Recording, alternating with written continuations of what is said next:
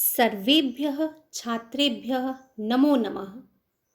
Beacon high school, subject Sanskrit, standard 7, चतुर्थः पाठः। Topic अति लोभो न कर्तव्यः। बच्चों, आज हम जो स्टोरी पढ़ने जा रहे हैं उसका नाम है अति लोभो न कर्तव्य। अति अर्थात अधिक, लोभ अर्थात लालच, न मतलब नहीं, कर्तव्य करना चाहिए। मनुष्य को अति लालच नहीं करना चाहिए। ये स्टोरी बहुत ही इंटरेस्टिंग है और सबसे अच्छी बात है कि इसमें हमें और आपको ये सीख दी गई है कि मनुष्य को कभी भी अधिक लालच नहीं करना चाहिए, क्योंकि ज़्यादा लालच करने का परिणाम बहुत बुरा होता है। तो चलो अब हम इस स्टोरी को पढ़ते हैं। उससे पहले हम इसके शब्दार्थ को जानेंगे। भूपति राजा अभिष्टम इच्छित, तथास्तु वैसा ही हो, इत्युक्त्वा ऐसा कहकर, सद्य एव जल्दी ही, उपवेश्यति बैठाया, न्यवेदयत निवेदन किया, वसति स्म रहता था, वरय मांग लो, सौवर्णाः सोने की, अस्पृश्यत छुआ, आगता आई, व्यलपत रोने लगा, पुरतः सामने। अति लोभो न कर्तव्यः। कस्मिंश्चित् देशे मायादासः नाम भूपतिः आसीत्।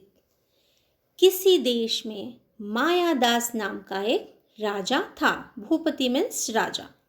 सह अति लोभी आसीत्, वह बहुत ही लालची था। अतः दरिद्रः इव वसति स्म, अतः गरीबों की तरह वह रहता था। एकदा कोऽपि मुनि तस्य प्रासादम् आगच्छत। एक दिन कोई मुनि उसके महल में आए। प्रासादम अर्थात महल। सत्कारेण संतुष्टः मुनि अवदत्, और उस मुनि का उन्होंने बहुत अच्छा स्वागत किया, तो वो बड़े संतुष्ट हुए। और उन मुनि ने राजा से कहा, राजन अभिष्टम वरम वरय, कोई भी तुम्हारी इच्छा के अनुसार वरदान मांग लो।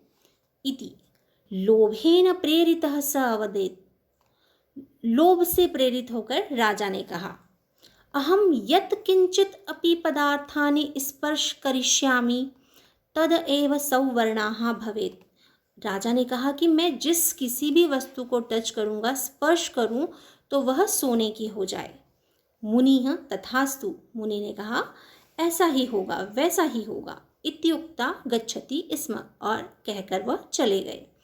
तत्पश्चात सह राजा गृहे स्थितानि वस्तूनि स्पर्शयति स्म। उसके बाद राजा ने घर में जो जो वस्तुएं रखी थी उनको छुआ। तानि सद्य एव संवर्णानि अभवत्, वे सब उसी समय तुरंत सोने की हो गई। मायादासः अतीव प्रसन्नः अभवत्, मायादास बड़े खुश हो गए। पिपासाकुलः सः जलम पातुम इच्छति स्म, प्यास से व्याकुल होकर उन्होंने पानी पीने की इच्छा जताई। परंतु यदा सह जलम स्पर्शयति तदा जलम अपि सुवर्णपिंडम अभवत्, परंतु वह जल को छूते और वह जल भी सोने का टुकड़ा हो गया।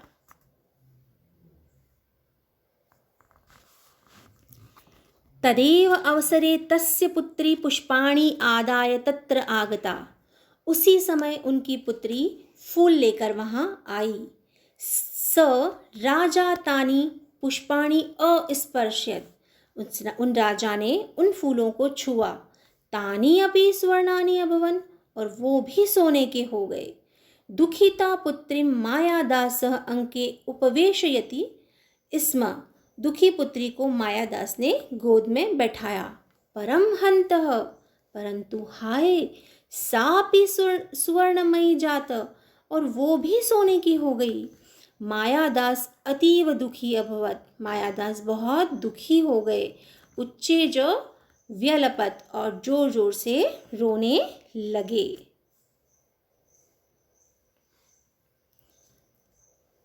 तस्मिन् एव क्षणे मुनिराज्ञः पुरतः प्रत्यक्ष अभवत्।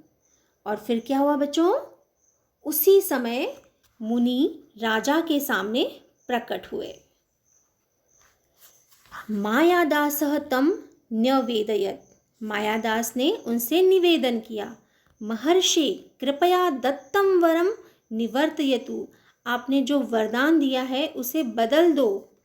मुनि अवदत्, मुनि ने कहा, चिंता मा कुरु, चिंता मत करो।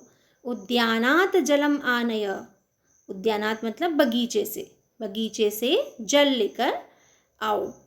तेन जलेन सिक्तानि वस्तूनि पूर्व अवस्था प्राप्स्यन्ति, उस जल से धोई गई वस्तुएं पहले की अवस्था को हो जाएगी, पाएगी। इत्युक्त्वा स अदृश्यम अभवत्, और ऐसा कहकर वह अदृश्य हो गए, चले गए। चकित मायादास तथैव कृतः, आश्चर्यचकित मायादास ने वैसा ही किया। सवर्णानि वस्तुनि स्वाम प्रकृति प्राप्ता, सोने की वस्तुएं पुनः अपने पहले वाले रूप में प्राप्त हो गई। तस्य पुत्री अपि स्वरूपम प्राप्य पितु समीपे आगच्छत, उसकी पुत्री भी अपने पहले वाले रूप को प्राप्त करके पिता के पास आई।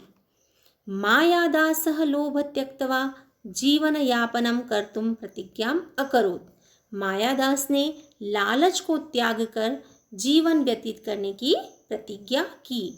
सत्यमेव उक्तम, सही ही कहा गया है।